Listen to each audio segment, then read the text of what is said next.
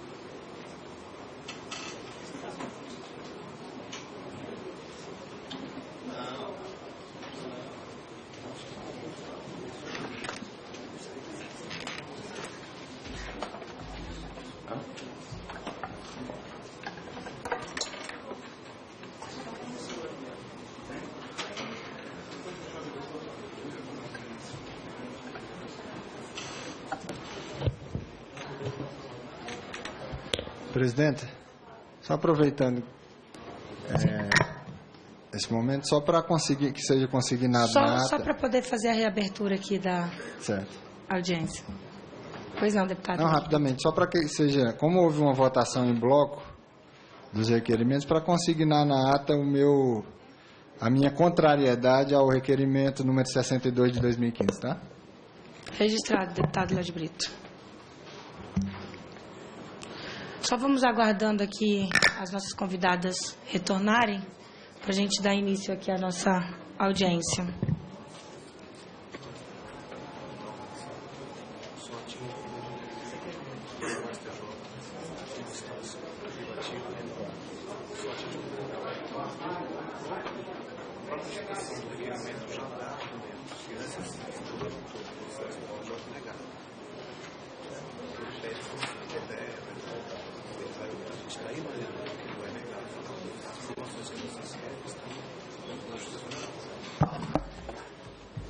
Meninas, deixa eu explicar uma coisa para vocês, para não parecer deselegante da nossa parte. É porque quase sempre, enquanto estão acontecendo as sessões nas comissões especiais, nas CPIs, nas comissões de mérito, acontece a ordem do dia, começa a ordem do dia no plenário. E aí tem uma agenda lá que é tocada pelos líderes, os líderes de bancada, né? E aí essa agenda é tocada e quando tem votação nominal nós temos que votar, porque se a gente não vota, registrado como se não estivéssemos aqui, embora a gente esteja aqui trabalhando, né? E depois a imprensa começa uma patrulha sobre nós, dizendo que a gente está faltando e que a gente não trabalha, essas questões. Então, só para explicar. Esse comentário do deputado Jean Willis é muito feliz. Às vezes as pessoas têm imagem que o funcionamento da Câmara é apenas o plenário e não sabe tantas comissões que a gente tem. Um exemplo aqui desta de hoje, essa audiência. Mais uma vez agradecendo a presença de vocês. E eu queria aqui, aproveitando esse fechamento desse bloco de perguntas, a fazer uma pergunta em relação à nossa legislação brasileira. Como é que vocês enxergam ela, se ela é eficiente hoje?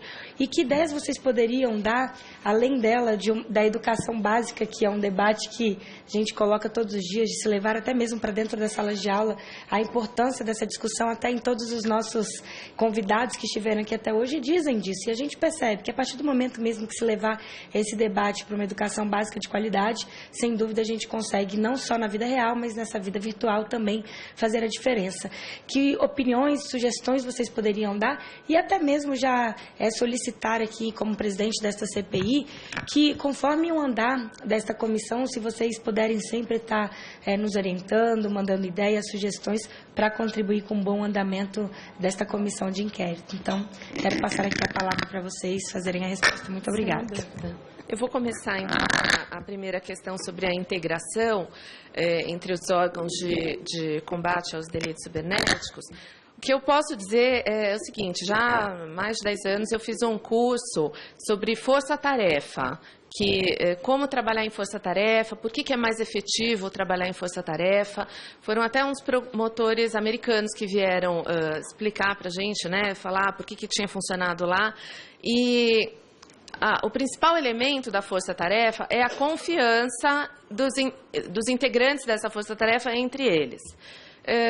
E assim, nós, na questão operacional, nas procuradorias, nós tentamos ter um relacionamento bom com a Polícia Federal, por exemplo, com a Receita Federal, especificamente no caso dos delitos de pornografia infantil e delitos de ódio.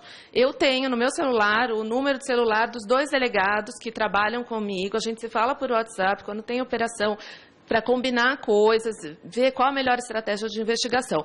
Mas isso acaba ficando muito a cargo da boa vontade de cada um.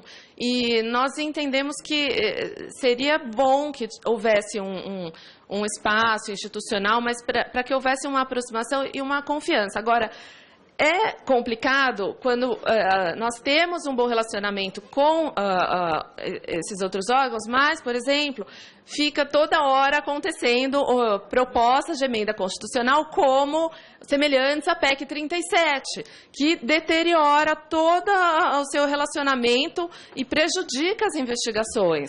É terrível, fica havendo essa disputa por quem que pode investigar. Todos os órgãos têm que conseguir investigar e trabalharem conjuntamente. Nós estamos do lado do bem. Então, acho que é nesse sentido. Exatamente. Quer completar alguma coisa? Não, não era isso mesmo, né? A questão do marco civil que eu posso falar essa questão do marco civil. Como eu já falei anteriormente, na questão do marco civil foi prevista a obrigatoriedade de guarda dos dados de IP, data e hora, para que se possa identificar univocamente a pessoa que transmitiu dados na internet. Com a evolução tecnológica, surgiu essa questão do esgotamento do IPv4, a necessidade da migração para o IPv6 e essa solução temporária, que é o NET 44, e com ela esse compartilhamento do mesmo IP, e aí não havia previsão de guardar mais esse elemento que é a porta de origem.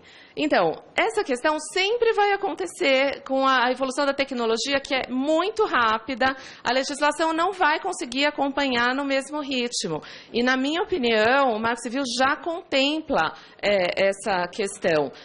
Apesar de que nós tenhamos feito a nota técnica para ficar lá escrito na regulamentação que precisa guardar a porta de origem, se houver um projeto de lei deixando isso bem claro, mas talvez fosse bom que houvesse uma lei dizendo assim, que e outras inovações tecnológicas, porque, na verdade, a finalidade da lei já está lá, que é a identificação unívoca da pessoa. Então, outros detalhes técnicos nunca vão poder estar previstos ali e não podem ser exigidos que estejam. Então, é o mesmo tipo de revisão que você sugere para a lei Carolina Dickmann, quer dizer, uma revisão não que contemple especificamente uma tecnologia, um modo de acesso, mas que a linguagem abarque essas transformações futuras. Exatamente. Tanto no Marco Civil quanto na lei Carolina Dickmann. É que a lei Carolina Dickmann, ela era um projeto de lei antigo e, de repente, se viu que os crimes estavam ocorrendo, aumentaram muito, e aí resolveram aprová-la muito rapidamente, não houve suficiente discussão. Então, ela pecou, não só por isso, ela não abarcou uma série de tipos penais que teria que estar lá previsto. Mas, claro que na redação, nós até fizemos uma proposta de redação, nós procuramos abarcar de forma geral as situações, para que não sejamos atropelados pela tecnologia. É isso. Quanto ao pedido cautelar, você chocou da questão da renovação. Normalmente, nós costumamos fazer esse pedido para a guarda. A questão é, se nós, às vezes, não temos ainda o IP, nós não sabemos ainda qual empresa pedir essa renovação. Entendeu? Então, tipo assim, depende primeiro da informação, e aí a empresa, foi pelo IP tal, aí a gente descobre o IP tal é da companhia telefônica tal, e aí a gente pode pedir judicialmente para que a empresa guarde por mais 6 meses e tal. Mas, normalmente, quando nós temos os dados, dentro de uma investigação, a gente sempre pede essa prorrogação. Isso funciona, e aí, ao pedir essa prorrogação judicial, aí ela passa a ser por tempo indeterminado. Então, vai sempre pedindo a prorrogação, então não tem problema quanto a isso. A questão das redes de compartilhamento, né? O que acontece, é isso que a gente tenta passar nessas oficinas que são feitas para as escolas, porque a verdade é que as crianças e adolescentes, eles têm aquela ideia que muitas pessoas têm também, de que o que é feito na internet, a internet é a terra sem lei, que eu posso fazer o que eu quiser. E não é verdade, porque sempre há a possibilidade de identificação, justamente porque toda vez que a pessoa entra na internet, ela se utiliza de um número IP, então, e nós temos como identificar esse número. Então, o que a gente deixa muito claro é, praticou um crime na internet, sempre há como se chegar ao agressor, né? E o adolescente, ele pode nunca pratica crime, pratica ato infracional. Tem um desconhecimento, muitas vezes, de que o que se está fazendo é crime. Inclusive por pessoas que a gente espera que tenham um conhecimento mínimo da lei penal, dos tipos penais. Mesmo essas pessoas vêm cometendo crimes já tipificados no Código Penal, para o mundo analógico, cometendo no mundo virtual, achando que é livre ali. Que é livre, e amparado também, às vezes, toda a nossa dificuldade de investigação, com o processo e tal. E a gente trabalha sempre com denúncia, né? A gente tem que ocorrer a denúncia do Ministério Público sobre aquele fato. Então, não adianta, às vezes, as pessoas, mas estão acontecendo milhões de crimes. Mas, sim, tem que ser noticiado para a gente começar a investigar. A gente não tem como investigar se esse fato não for noticiado. Não sei se ele atendeu ao Ministério Público. Só para dizer uma coisa, e para completar a sua pergunta sobre o compartilhamento, quem compartilha a ofensa também está cometendo crime. Então, isso não tem questão. E esse talvez seja um caminho, enquanto a gente não consegue identificar os produtores do conteúdo que hospedaram em sites fora do país, essa é uma maneira talvez de coibir o próprio crime, proteger a vítima, né, interpelando os compartilhadores. Digamos assim, guardadas as devidas proporções, sem querer fazer uma comparação esdrúxula, mas é aquele caso dos homens que incentivam um a estuprar. Né? Sim. Um comete o ato em si, mas tem todos os outros que aplaudiram, que podem ser interpelados. Exatamente. Nesse sentido. Nesse sentido. Sobre o projeto de lei, né, que a senhora falou, Então, a Lei Carolina Dickmann, ela introduziu um artigo no Código Penal, né, o 154A. Só que é uma previsão só, então existem outros tipos penais que justamente para nós ficarmos par e passo com o que há no exterior, com essa Convenção de Budapeste, que lá tem todos os crimes, né, que os países que aderiram fazem essa previsão, a Convenção, aos países que aderem devem fazer prever esses crimes. Então, os crimes que hoje nós fizemos a proposta de inclusão no projeto de alteração do Código Penal, aí abrangeriam todos esses crimes que nós não temos ainda tipificação. Então, assim, nossa proposta até para a comissão, né, era que como essa parte, né, dos crimes cibernéticos faz parte de um projeto de lei de alteração do Código Penal como um todo, muito maior e que pode demorar esse processo, né,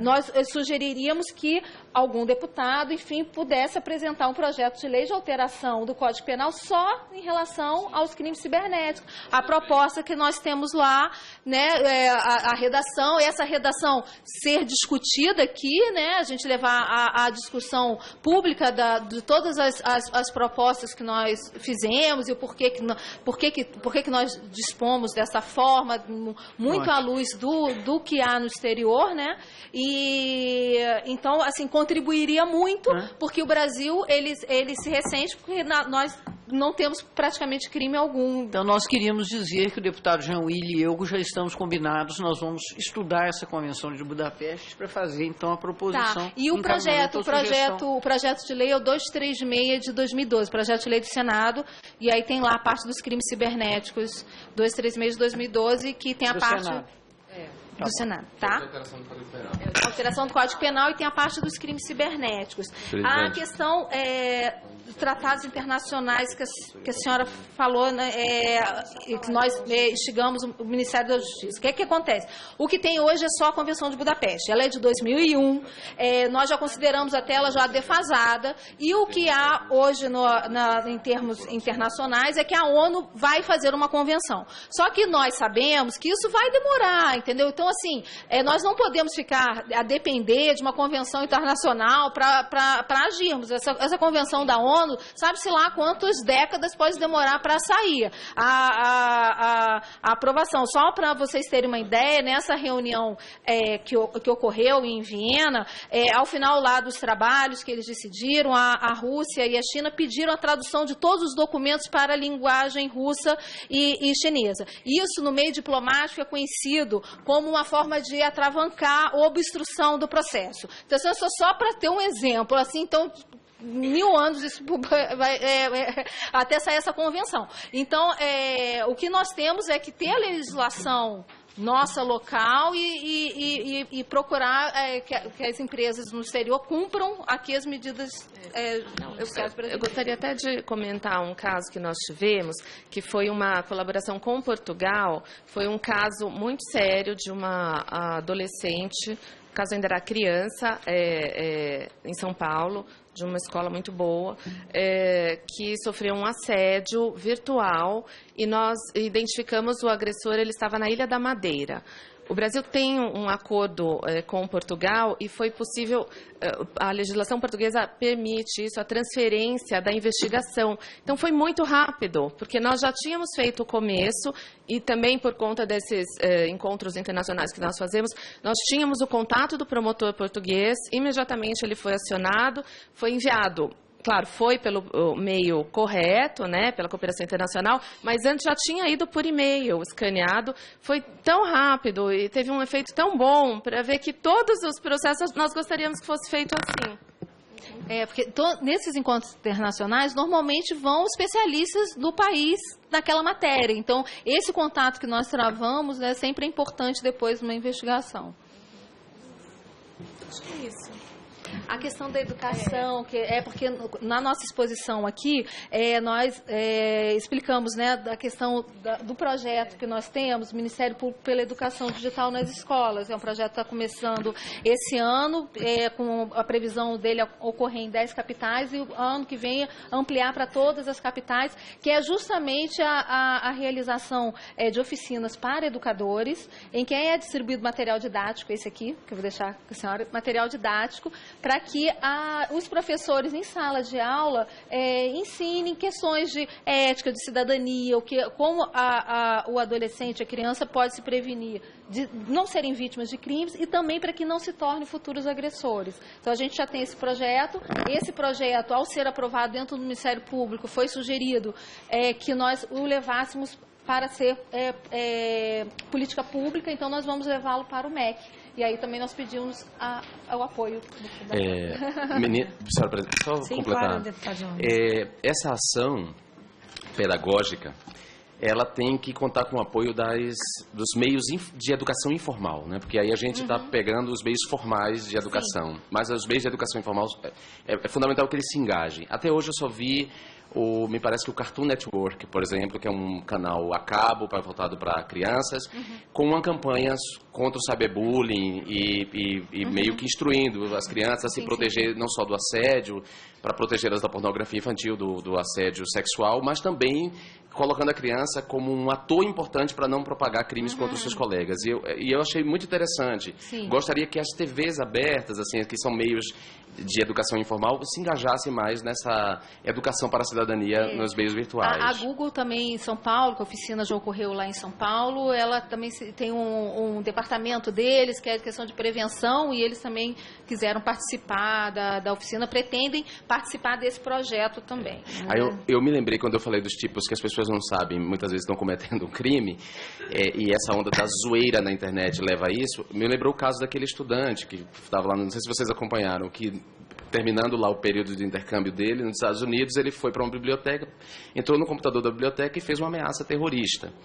E quando estava voltando para o Brasil, ele foi preso no aeroporto. Sim. Porque lá eles levam a sério. Quer dizer, se alguém ameaça matar o presidente ou ameaça jogar uma bomba, não é desconsiderado, nem é aplaudido, tampouco tratado como anedótico. Lá é levado a sério. Aqui no nosso país nem tanto. Quer dizer, foi preciso uma pressão popular para que uma pessoa que ameaçou matar a presidenta Dilma no dia 7 de setembro fosse interpelada pela Polícia Federal. Porque se não houvesse essa pressão pública, talvez ia se tratar no anedotário dos xingamentos, das ofensas às autoridades públicas, né, e ao Estado. Sim. Então, ele ficou, me parece, mais de um ano preso nos Estados Unidos até ser trazido para cá, e a família preocupada. E ele dizia, não, foi uma brincadeira. Ok, mas uma brincadeira para você. Mas você, quando você coloca na internet, você está promovendo uma ameaça, disseminando medo para todo mundo. Então, não é uma questão de brincadeira. Bom, mais uma vez aqui agradecer a presença das nossas procuradoras que tiveram prazer de poder vir contribuir com a nossa CPI. E esse tema é um tema que, por mais que seja novo, é um tema que a gente, cada dia mais que discute, a gente vai chegando a fundo. Até o deputado Jean Willis foi muito feliz. Às vezes as pessoas acham que apenas o que estão falando ali é só para a pessoa direcionada. Esquece a dimensão que aquilo acaba tomando e vai para o mundo. A gente perde mesmo a dimensão, não consegue ter noção e nem ideia do espaço aonde chegou e aonde chega e aonde pode chegar. Às vezes a gente vê replicando vídeos aí, até mesmo na internet, que a gente recebe já passados anos e continua lá bombando nas redes. Então a gente tem que realmente pensar como fazer para a gente chegar a um consenso. Até mesmo a própria Convenção de Budapeste aqui citada, eu acho, deputado Jean Willis, que esta CPI, ela tem que até no final dela, na própria relatoria, avaliar a importância do Brasil assinar essa convenção. O Brasil ainda não assinou, tem 60 países que assinaram essa convenção, e a gente pensar a importância do Brasil assinar, o reconhecimento. Acho que isso é um estudo que durante essa CPI vamos ter que ter aqui com todos os nossos membros, e até mesmo as ideias que vêm surgindo para os nossos relatores colocarem na relatoria final. Tenho certeza que dessa CPI surgir não uma forma que a gente acabe fazendo com que bloqueie, que as pessoas falem o que pensam pelas redes, mas com certo limite, porque às vezes a gente percebe que o que é uma crítica para um é uma ofensa, ódio para outros. A gente vê cada dia mais pessoas realmente até morrendo e se matando, sendo mortos por questão desse cyberbullying que perde realmente os limites das redes. Às vezes uma coisa simples que seja chamar uma pessoa de alguma coisa, para a pessoa aquilo ali é uma ofensa realmente pessoal. Eu no meu estado de Rondônia, a gente tem casos absurdos que acontecem, de até mesmo casos de ex-namorados matarem a namorada por ter discriminado eles nas redes sociais após o término do namoro. Então, acho que isso a gente precisa realmente ver a gravidade, e essa CPI, acho que a função dela é isso, trazendo as procuradoras, tenho certeza, e até parabenizar pelo trabalho, as condutas que vocês vêm tendo na frente das escolas, e eu acredito que até tenho certeza que todos os deputados concordam, que começa dessa educação básica, essa educação nas redes e no mundo virtual. Então, quero agradecer a participação de vocês, agradecer aos deputados também que se fizeram presente a esta audiência pública. E já convocando reunião para a próxima terça-feira. Pois não, deputado? Não, antes só de encerrar, presidente, eu gostaria de registrar o meu voto contrário. Sei que foram votados em bloco os requerimentos, mas eu queria registrar meu voto contrário ao requerimento 62/2015. Fica registrado, deputado Dorico. Obrigada a todos também. Eu que agradeço. Tá. E já nada mais havendo a tratar, declaro encerrada a presente reunião, antes convocando a reunião do CPI dos crimes cibernéticos para a próxima terça-feira, 15 de setembro, às 14h30, para apreciar a pauta, que será publicada na página de comissão encaminhada, os e-mails institucionais dos gabinetes e lideranças. E já informando também que vamos solicitar que as nossas procuradoras passem toda a sua apresentação, e também lembrando, só mais uma vez, se puderem passar os tratados também e os termos de ajuste, para a gente poder encaminhar todos os membros também. Desde já, muito obrigada e bom final de semana a todos. Foi pedido foram as ações.